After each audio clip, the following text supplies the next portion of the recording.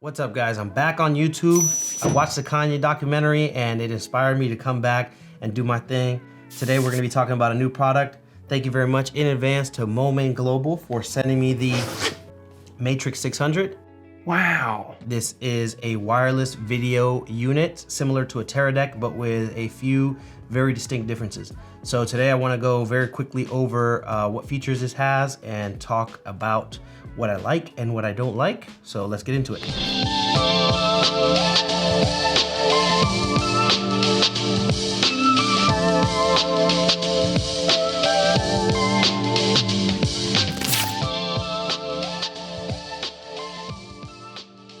I'm gonna go ahead and do a quick unbox here on the unit just to show you what it comes with. So you get an instruction manual. It's pretty simple. Only one fold out page. It tells you about the app, which is pretty cool. We'll talk about that in a second.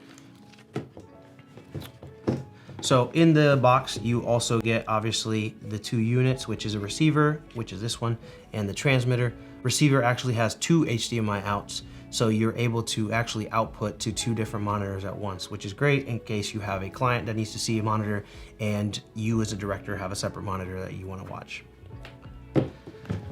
You also get the transmitter, obviously. This one has HDMI in and out, which is great because you can plug this onto your camera and get a wireless feed out to the receiver, as well as having an HDMI out to your own separate monitor. So very good to have both in and out on this one. All right, and last but not least, you get one USB-C cable. It's not neatly packed because I already took this together for actual testing, unlike some other people.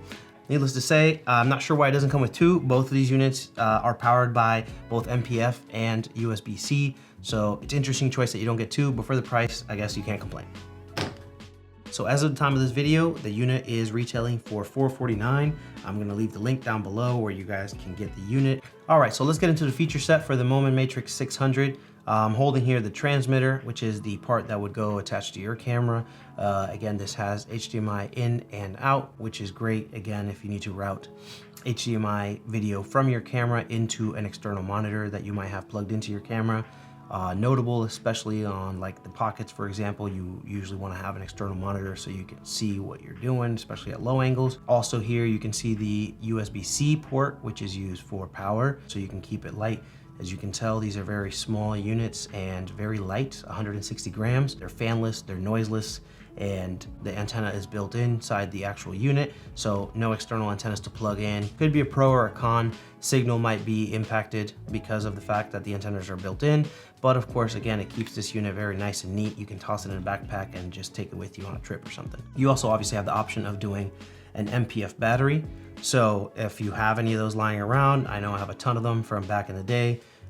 They're very cheap and plentiful, so you can power this unit that way as well. So another thing I wanted to mention is that these units will only take a maximum signal of 1080p, 60 frames a second. So you're gonna wanna make sure that the output out of your HDMI on your camera is set to 1080, again, 60 frames per second max. On the other side, you have the screen as well as two buttons. This is the button to move through the menu as well as the enter button.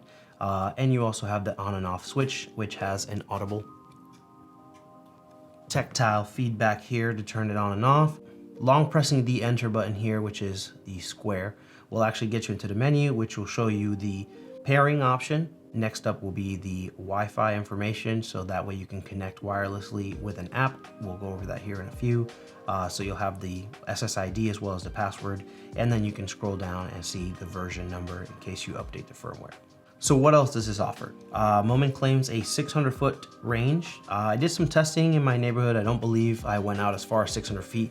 I will say that the claims are likely true as long as it's unobstructed. I did get to walk out a good 350, maybe 400 feet at most, and I was still getting pretty much a perfect signal, as long as, again, nothing came in between myself and the signal to the receiver on camera.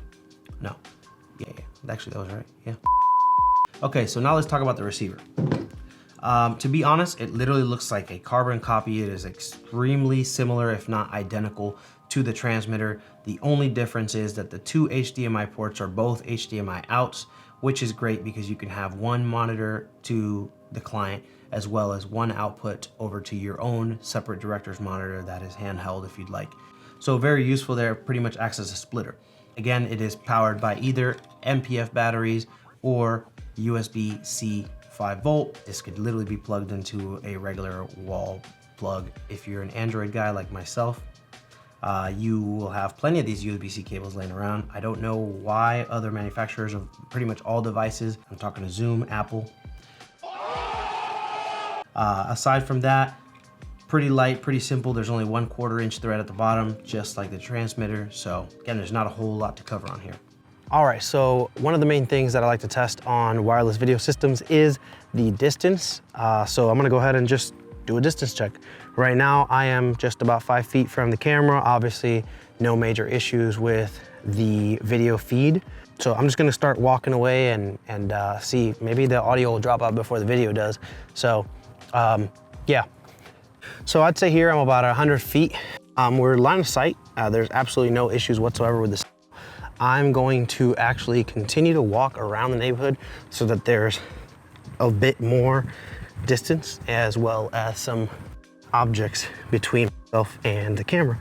So I did do a test where I did go around the neighborhood some. It's probably about 200 feet, went behind a truck and a house, and it did lose signal pretty quickly. So I would say distance plus obstructions is probably not gonna be the best bet on this unit. So as long as you're keeping it fairly close, especially if there's obstructions in the way, I don't think you will have too many problems. I did have one problem during testing, and that was after it lost signal one time, the screen would freeze. Even though it reconnected and showed the bars that it had video again, it was completely frozen. I had to actually shut the unit down and restart it.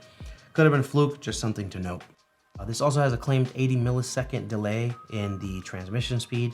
Personally, I think it's a little bit more than that. So I did want to do a test on the delay exactly. I do have the HDMI out going to the Moman in port, and then I had the Moman out port there going to my port keys monitor.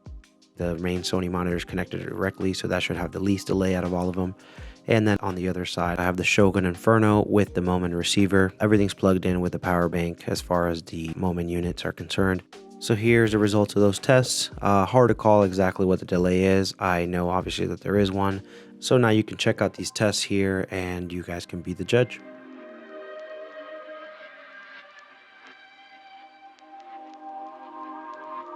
Now mind you, I do own a Teradek, which is also claimed to be no latency. So maybe I'm just very used to having very, very little delay.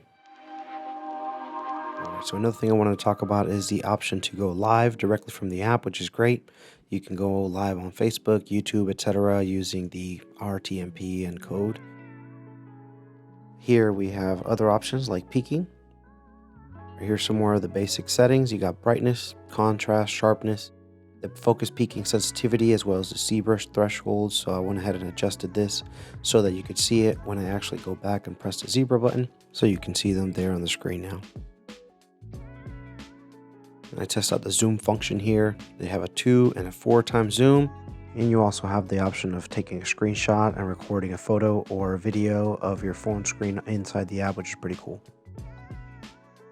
Here's some additional settings. You have the bounding box or guides, grayscale, and also the center mark, which I use often as well. So pretty cool features for usability.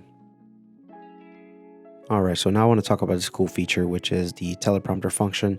It took me a second to figure out how it works, but basically you go out to the main screen, you click the teleprompter, and then here you can add the title and whatever text you want to show into the teleprompter. So I find this to be pretty interesting, especially for self-shooting, if you have the Moman app and the transmitter. So here I'm just going through and testing. And then if you come back to the app, you hit teleprompter, you can see the information there and see the teleprompter. You could also flip. You can flip pretty much any way you want, vertical, horizontal, you can flip it upside down.